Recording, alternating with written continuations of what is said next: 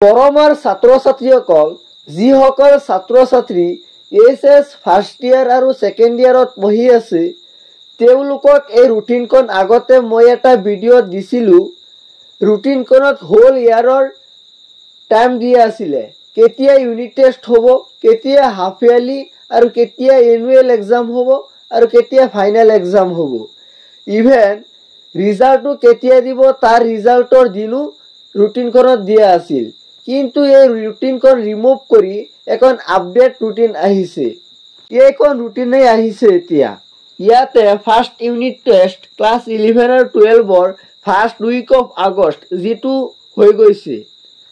Half yearly exam class 11 আৰু 12 31 অক্টোবৰ দিয়া আছে আৰু ইয়াৰ চিলেবাছো দিয়া আছে 50% আহিব।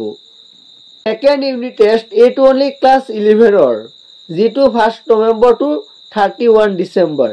ৰিভিজনাৰী টেষ্ট এইটো অনলি ক্লাছ 12ৰ বাবে আৰু ইয়াত অল চিলেবাছ কভাৰ কৰা হ'ব আৰু এইটো এক্সাম জানুৱাৰী মাহত।